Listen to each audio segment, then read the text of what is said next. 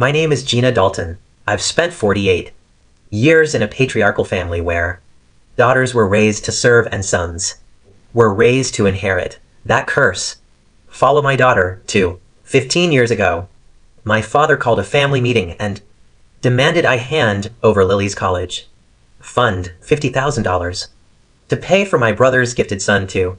At Yale. He's going to Yale. My sister Pamela hissed, her face inches from mine. Your kid is average. She'll end up exactly like you, a nobody. Then she spat in my face. Not a metaphor. Real spit sliding warm down my cheek. The room went silent. My father watched from his armchair and said, nothing. Last month at the family reunion, my average daughter descended from a helicopter onto that same man's front lawn, and what she placed into my now homeless sister's trembling hands.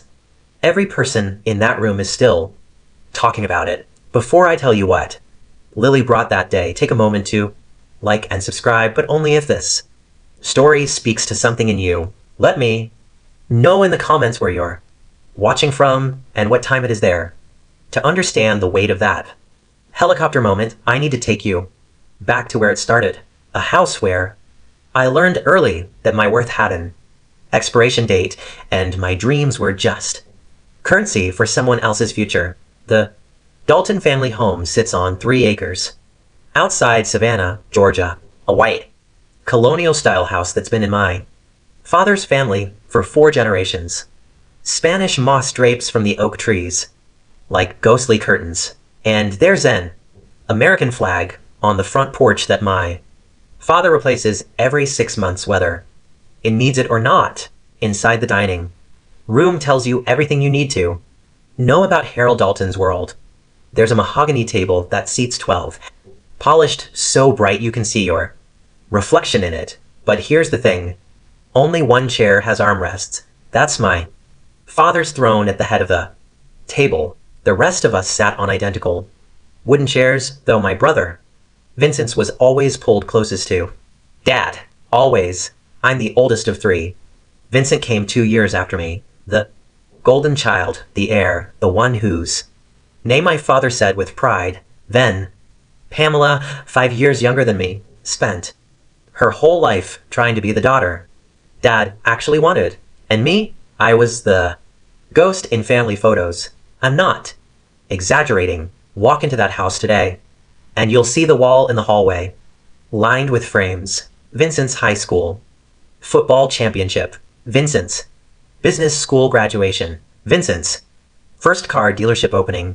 There's even a framed newspaper clipping from when he made the local business journal's 30 under 30 list, an honor that lasted exactly 2 years before his dealership went bankrupt. My frames, there aren't any. I graduated valedictorian of my high school class, top of my nursing program, 25 years of service awards from Savannah Memorial Hospital. But those achievements never made it onto that wall. Nursing, my father once said, swirling his Woodford Reserve bourbon is just glorified maid work with a stethoscope.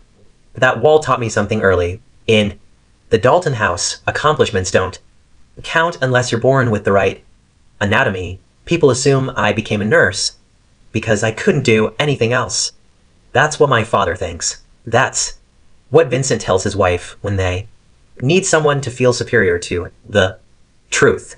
I chose nursing because I wanted to spend my life actually helping people, not just talking about helping them. I've worked the emergency room at Savannah Memorial for 25 years. Eva held the hands of people taking their last breaths. I've told mothers their children would survive. I've been punched, bitten, screamed at, and thanked in the same shift. I've saved lives, hundreds of them, probably while my brother was busy losing other people's money in failed business ventures. But none of that matters to Harold Dalton. My marriage didn't help my standing either. I married young, 22, to a man named Craig, who promised me the world and delivered.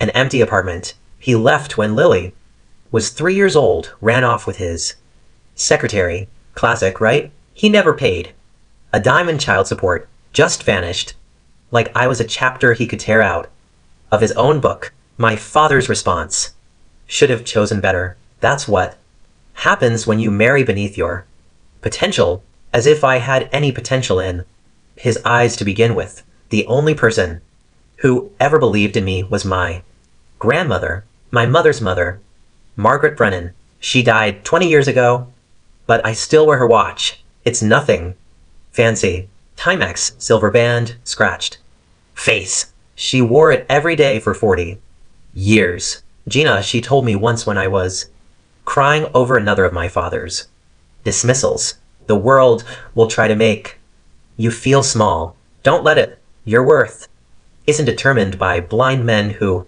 refuse to see. I didn't know then that she'd already taken steps to protect me and Lily from beyond the grave. Let me tell you about two children who grew up in the same family tree but might as well have been raised on different planets. Marcus Dalton, Vincent's son, was tested as gifted at age 6. My father nearly threw a parade. Suddenly, every family dinner became a showcase of Marcus' achievements, his IQ scores, his chess tournament wins, the private tutors Vincent hired at $200 an hour, the prep school with a $40,000 annual tuition that had a crest on the blazer. Marcus wore that blazer like armor, navy blue with gold embroidered threading.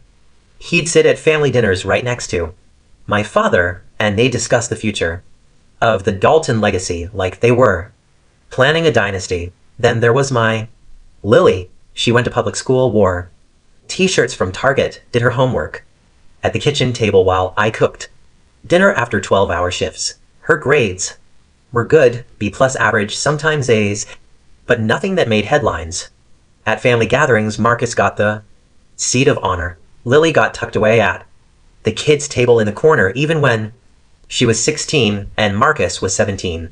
Even when she was taller than half the adults in the room. That boy is going to put the Dalton name on the map, my father announced one Thanksgiving, raising his glass toward Marcus. Then he glanced at Lily picking at her mashed potatoes. What's your girl doing these days, Gina? Still average. I watched Lily's shoulders stiffen. She didn't say anything. She never did. Just kept her eyes down and her mouth shut. I wanted to scream. Instead, I squeezed her hand under the table. Everything changed. The spring Marcus turned 18, the day that cream-colored envelope arrived from Yale University. I still remember the phone call. Vincent's voice cracked like he was announcing the second coming. He got in. Marcus got into Yale. Full acceptance, not waitlisted. Accepted.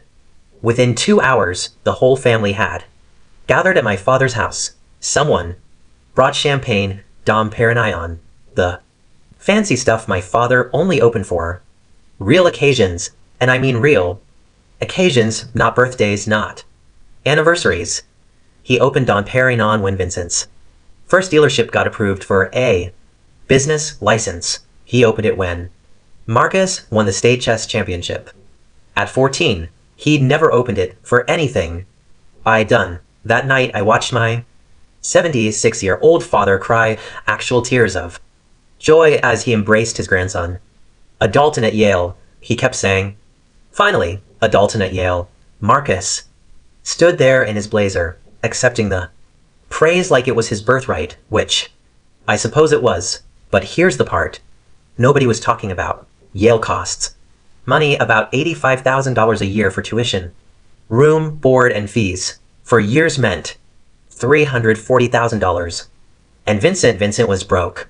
I didn't know the full extent then, but the whispers were hard to miss. His third business venture, some kind of car detailing franchise, had collapsed 6 months earlier. He'd already sold his vacation condo in Hilton Head. He and his wife Barbara had quietly moved from their 5-bedroom house to a 3-bedroom rental, which they explained away as downsizing for convenience. But champagne was still flowing and my father was still crying, and nobody wanted to address the elephant in the room. We'll figure out the money, Vincent said that night, his arm around Marcus's shoulders. This is Too important. We'll find a way. Looking back, I should have known that. Way would involve me. The call came 3 weeks later. I was at the hospital just finishing a double shift. 2 cardiac arrests, 1 stroke, 1 teenager who'd wrapped his car around a tree and somehow walked away with a broken arm. My feet ached, my back screamed. I wanted nothing more than to go home and collapse. Then my phone buzzed. Dad, my father never called me. Not on birthdays, not on holidays, certainly. Not on random Tuesday nights at 11 p.m. Family meeting, he said when I answered. His voice was the same tone he used when announcing Thanksgiving dinner times. No greeting, no small talk, just commands. Sunday at 2, the house, don't be late. What's this about? You'll find out. Sunday. He hung up. That night, I couldn't sleep. I called Pamela, hoping for some information. Oh, this should be interesting, she said, and I could hear the smirk in her voice. Just show up, Gina. You'll see. Something cold settled in my stomach. Before I went to bed, I opened my closet to find a dress for Sunday, and my hand brushed against the fireproof lockbox. On the top shelf, inside were the documents I never really thought about. Lily's birth certificate, my divorce papers, the deed to my small house, and a manila envelope from the law offices of Robert Whitmore, my grandmother's will. I hadn't opened it in years. I knew what was inside, the trust fund she'd set up for Lily's education, but it felt like ancient history now. Lily was 18, about to start community college in the fall. The trust would help with that. I almost put the box back without opening it. Almost. But something made me pull out that envelope. Something made me check the documents were still there. Grandmother's last gift to us. Witnessed and notarized. I didn't know yet how much I'd need it. Sunday arrived. Like a sentencing hearing, I drove Lily to my father's house, both of us silent. For most of the 30-minute trip, she stared out the window at the Spanish moss and the grand antebellum homes, her jaw tight. Mom, she finally said, "Doi, have to go. Your grandfather specifically asked for you. He's never specifically asked for me in my entire life." She wasn't wrong. The Dalton house was already full when we arrived. Vincent and Barbara sat on the leather Chesterfield sofa, looking uncomfortable. Marcus stood by the fireplace in a Yale t-shirt he'd already bought, though classes wouldn't start for months. Pamela and her husband, Richard, occupied the love seat, and Pamela shot me a look I couldn't quite read. Satisfaction, anticipation, and at the head of the room in his wing-back chair beneath the oil portrait of his grandfather sat Harold Dalton. "Everyone's here," he announced. "Good." No greeting for me, no acknowledgement of Lily, just business. My father launched into a speech about family legacy, about the Daltons' long history in Georgia, about how Marcus represented the future of everything we've built. His voice swelled with pride when he talked about Yale, the prestige, the connections, the doors it would open. Then he got to the point. The problem, he said, is funding. Vincent's had some business setbacks, temporary, but the timing is unfortunate. Yale expects the first year's payment in August. He turned to look directly at me. "Gina, I know you have money set aside for Lily's education, $50,000 if I'm not mistaken." My blood went cold. How did he know the exact amount? That money, he continued, would cover Marcus' first year. After that, he'll have scholarships, work, study loans, but we need that first year. "Dad," I started. "Let me finish." His voice was iron. "Marcus is going to Yale. Your girl is going to community college. It's simple math, Gina. That money would be wasted on her." Beside me, Lily stopped breathing. The room closed in on me. Vincent leaned forward on the sofa, his rehearsed compassion dripping like honey over broken glass. "Gina, we know this is a big ask, but you're the older sister. You've always been the responsible one. Marcus' future, the family's future, depends on this. You've always been so practical." Barbara added, her pearl necklace catching a light. Surely you understand that some opportunities can't be wasted. I looked at my father. That money isn't mine to give. It belongs to Lily. Lily? Harold said her name like it was a mild inconvenience. Lily is going to community college. Maybe she'll transfer somewhere after 2 years. Maybe she'll get a job. Either way, she doesn't need $50,000 for that. Marcus tested in the 99th percentile. Vincent pressed. He's going to be a lawyer, maybe a senator someday. The connections he'll make at Yale. And what about Lily's connections? The words came out before I could stop them. What about her future? Pamela laughed. Actually, laughed. She uncrossed her legs and leaned forward, her designer blouse stretching tight across her shoulders. Gina, be serious. Lily is a sweet girl, but she's ordinary average grades, no special talents. She's probably going to end up exactly like you, working some thankless job, living in a little house, wondering what could have been. Lily made a small sound beside me like a wounded animal. That's enough, I said. Is it? Pamela stood up, walking toward us. Because I don't think you understand what's happening here. Dad is giving you a chance to be part of something bigger, to contribute to this family for once in your life, and you're going to sit there and say no because of what? Pride. Richard, Pamela's husband, stayed silent. He always stayed silent. Marcus was examining his fingernails. Barbara was studying the ceiling, and my father simply watched, waiting for me to break. If you don't do this, Harold said quietly, you're not welcome in this family anymore. The room held its breath. Everything that happened next plays in my memory like slow motion. Pamela stepped closer, her heels clicking against my father's hardwood floors. Her face was twisted into something ugly, years of resentment, jealousy, and something else I couldn't name. You've always thought you were better than us, she hissed. The martyr, the saint working your little nurse job, raising your little average daughter, acting like you're above all of this. Pamela, I never, you know what? You are Gina? She was inches from my face now. You're selfish. You've always been selfish. Mom left you that money because you manipulated her just like you manipulate everyone, and now you won't even share it with your own family. That's not I. Never finished the sentence because Pamela spat in my face, not a figure of speech, not an exaggeration.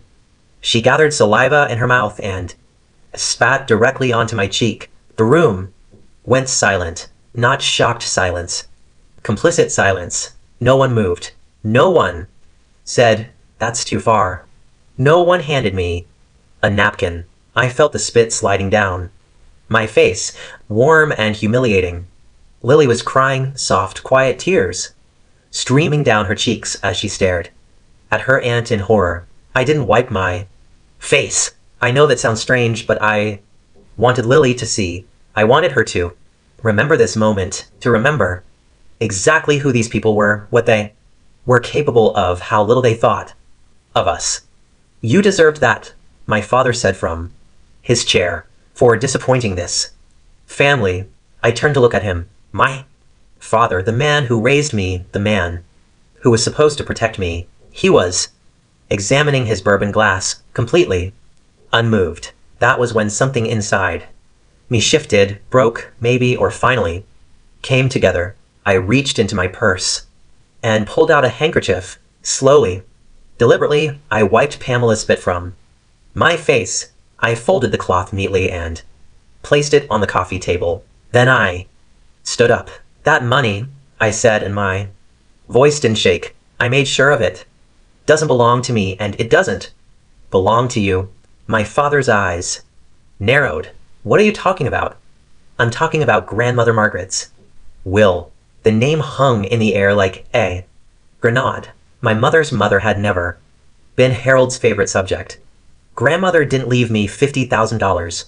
Dad, she left it to Lily directly in a trust, a legal trust managed by an independent trustee at First National Bank. I don't have access to it.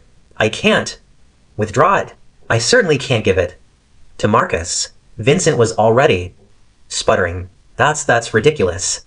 There must be a way to there isn't. The trust is irrevocable. The only person who can access that money is Lily, and only for her own educational expenses. It was witnessed by Eleanor Brennan and notarized by the state of Georgia. Every document is on file with Robert Whitmore's law office. I turned to Lily and held out my hand. She took it, her fingers trembling. We're leaving now, I said, and I want to make something very clear. I looked at my father, at Vincent, at Barbara and her pearls, at Pamela, who was wiping her lips like she could erase what she'd done. Don't contact me again. Don't call. Don't write. Don't show up at my house. As of this moment, I have no family. My father's face went purple. If you walk out that door, I'm already gone. I walked out. Lily followed. Behind us, I heard shouting, but I didn't look back. I never looked back. The drive home was the quietest 30 minutes of my life. Lily stared out the window, tears still drying on her cheeks. I gripped the steering wheel so hard my knuckles turned white. Neither of us spoke until I pulled into our driveway, our little 3-bedroom house with a creaky porch and the garden I never had time to tend. Mom, Lily finally whispered. Are we ever going back? I turned off the engine, sat there in the darkness of the car. No, sweetheart, we're not. She nodded slowly, like she already knew, like part of her had always known it would come to this. The years that followed were exactly what my father predicted, and nothing like it at all. There were no Christmas cards, no birthday calls, no invitations to weddings or graduations. When Pamela's daughter got married, I found out from a Facebook post. When my father had a minor heart attack, no one called. I became a ghost. We both did. Our little house felt bigger without the weight of their expectations. Quieter, too. I worked my shifts at the hospital. Lily finished high school. We had dinner together most nights, something we'd never done when I was constantly driving to family obligations, constantly trying to earn approval that would never come. It's just us now, Lily said one night, setting the table with our mismatched plates from Goodwill. Is that enough? I looked at my daughter, 18 years old. Average grades, no trust fund beyond. Grandmother's modest gift, no. Connections, no legacy. It's more than enough, I said, and I meant it. Losing my family hurt. I won't pretend it didn't, but keeping my integrity, teaching my daughter that some prices are too high to pay, that was the only inheritance I could give her that truly mattered. Okay, I need to pause here for a second. If you've ever been the black sheep of your family, the one who was always overlooked or underestimated, drop a comment below. I'd love to know.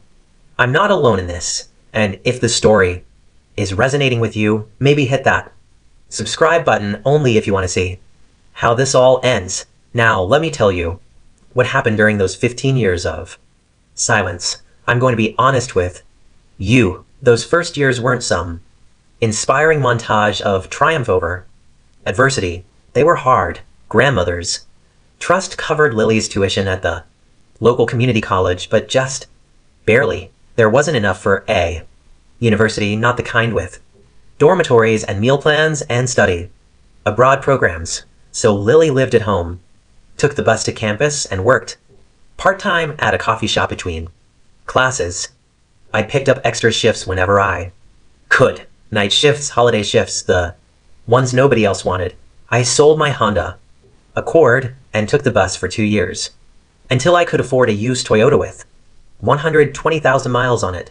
I can-led the cable, stopped buying new clothes, learned that rice and beans could be made interesting with enough creativity. Sometimes late at night after a brutal shift, I wondered if I'd made the wrong choice.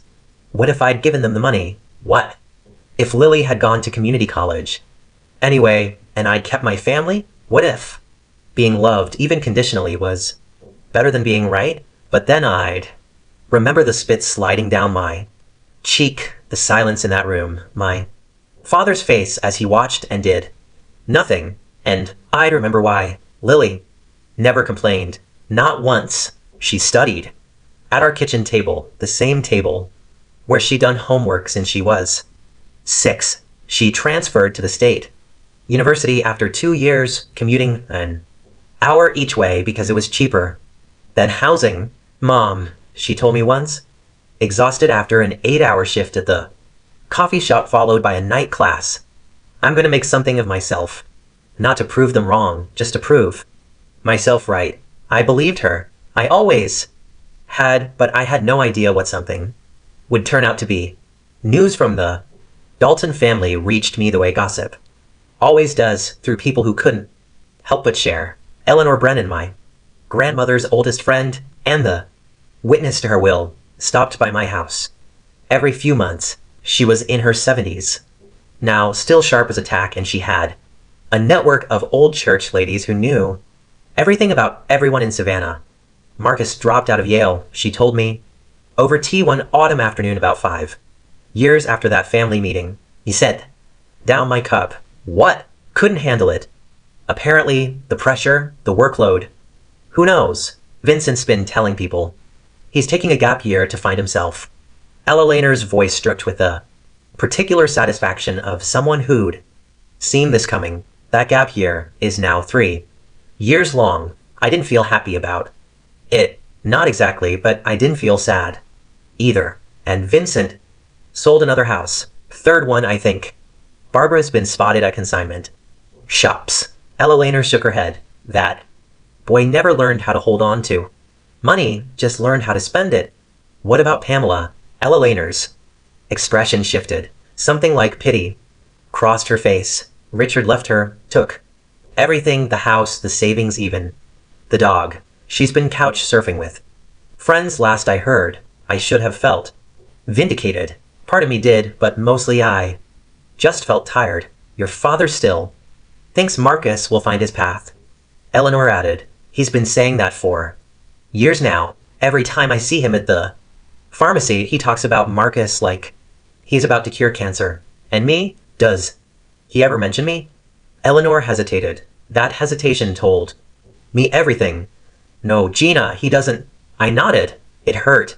Less than I expected. While the Dalton empire quietly crumbled, something else was quietly being built. Lily graduated from State University with a 3.5 GPA.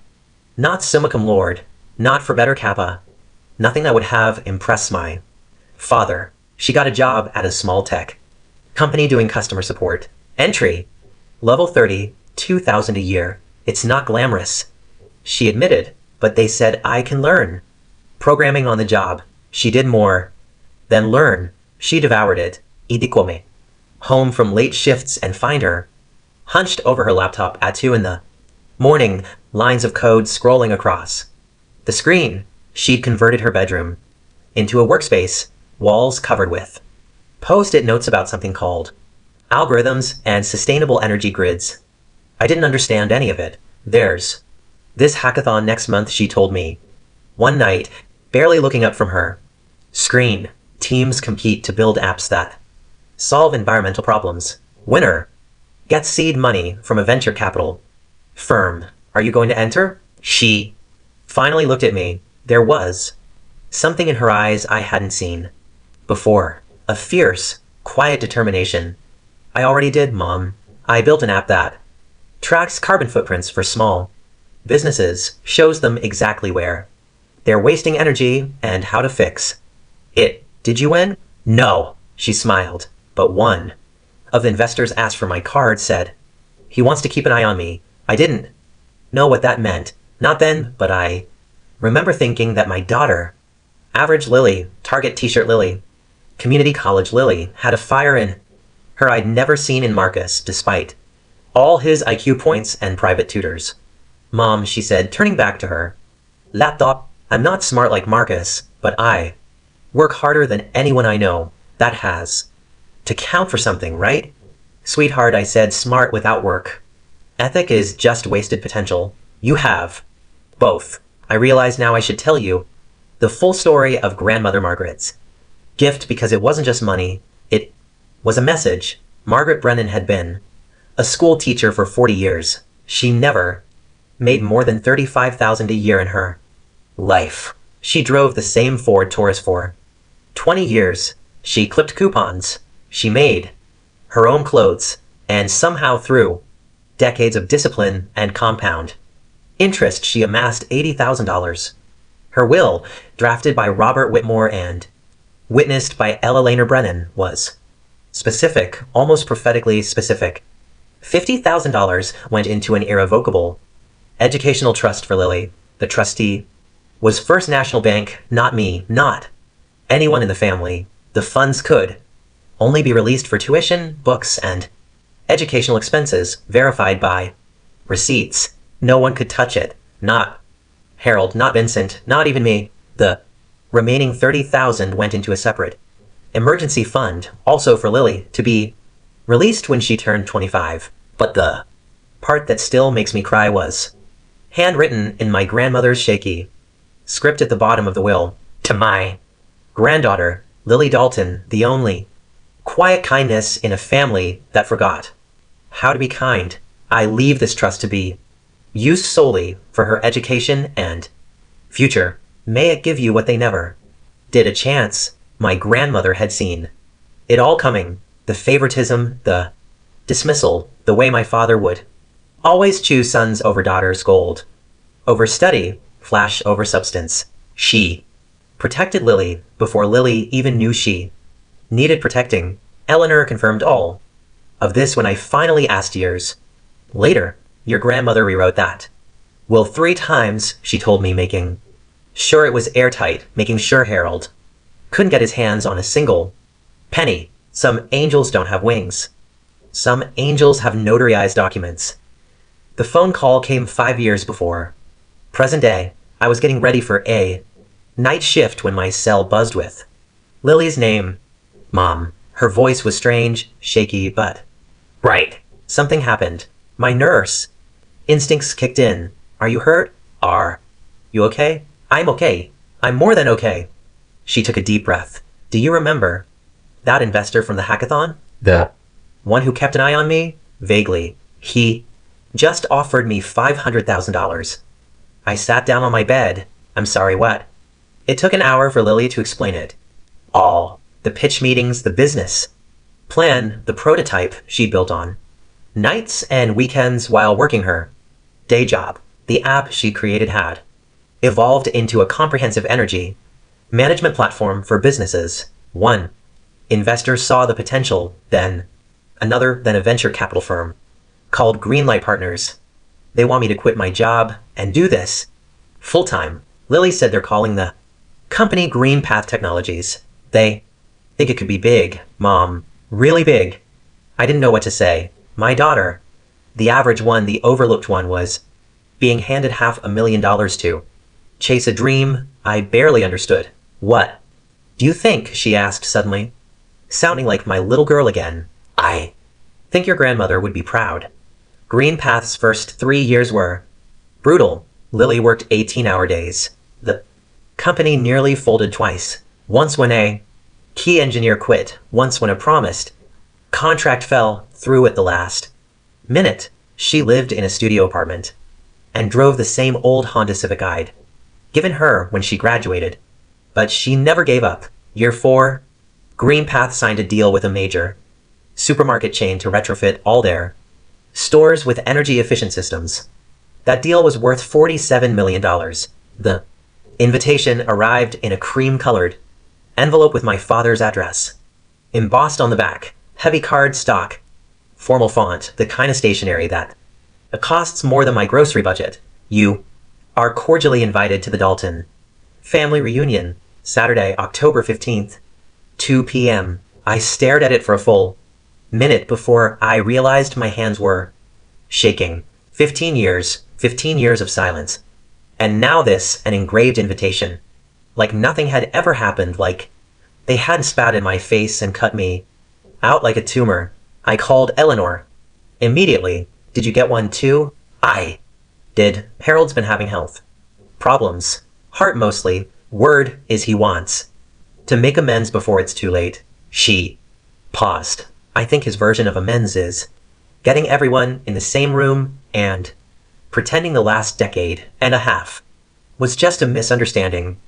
I'm not going. I don't blame you. But 2 days later, Lily called me. Mom, I got a letter from grandfather. Throw it away.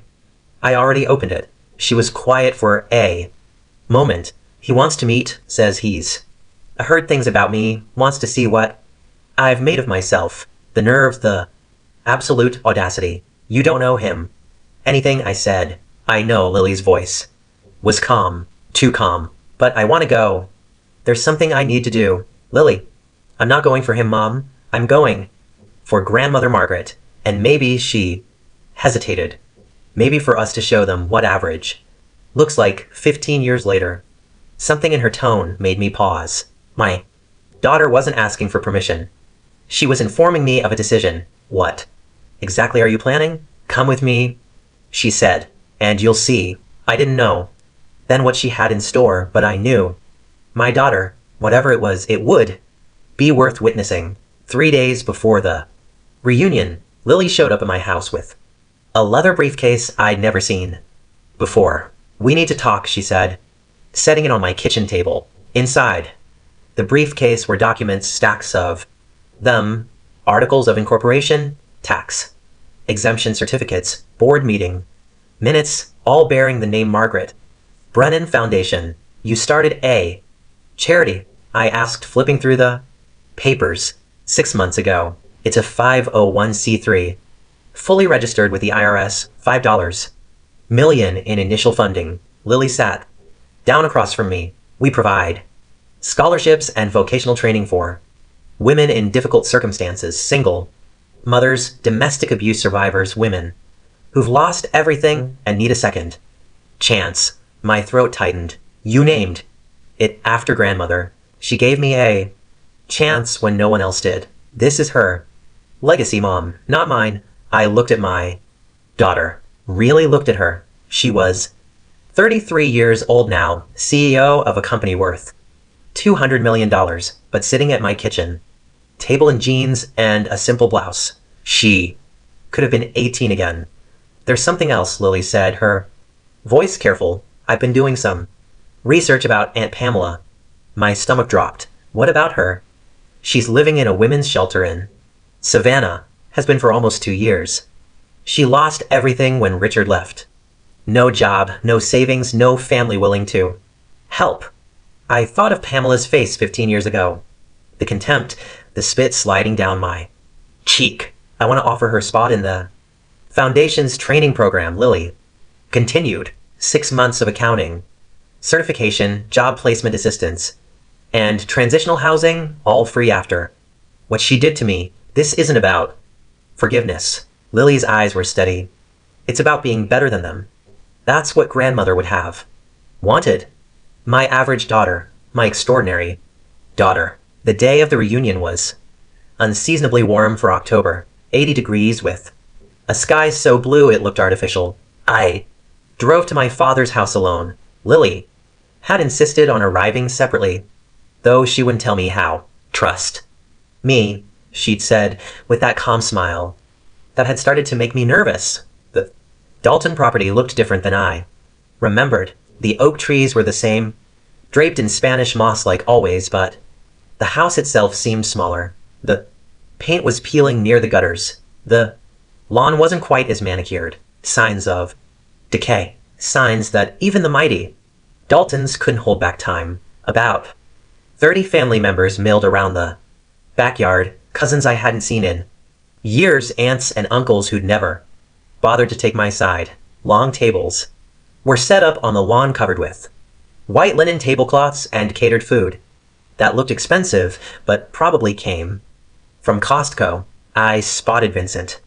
Immediately, he gained weight and his suit didn't quite fit right, too tight in the shoulders, straining at the buttons. Barbara stood next to him in last season's dress, her pearls looking duller than I remembered. And there was Marcus. God, Marcus. He stood in the corner near the hedge wearing a wrinkled Oxford shirt with a collar askew. His hair was unkempt. He held a beer like a lifeline and stared at his phone, avoiding eye contact with everyone. 33 Years old, no job, no direction. The genius who peaked at 17. My father sat in a wicker chair on the patio, looking frail in a way I'd never seen before. 76 years old, oxygen tube in his nose, blanket over his legs despite the heat. He saw me and his eyes widened slightly. I nodded once, didn't smile. Then I heard it, a sound that didn't belong in suburban Georgia. The thwop of helicopter blades. Every head in that backyard turned upward. The helicopter appeared over the treein, sleek and black, an Airbus H-130 that caught the afternoon sun like polished obsidian. It circled once, twice, then began its descent toward the only open space large enough to accommodate it, my father's prized front lawn. What in the hell, say? Vincent started. The wind from the rotors whipped the tablecloths. Napkins flew like startled birds. Women grabbed their hats. Men shielded their eyes. My father struggled to stand, clutching his oxygen tank. The helicopter touched down, its blade slowly spinning to a stop. The door opened and Lily stepped out. She wore a slate gray suit. Armani, I later learned, though she'd tell me she bought it secondhand from a consignment shop. Her hair was pulled back into clean, shiny, simple diamond studs in her ears. No ostentation.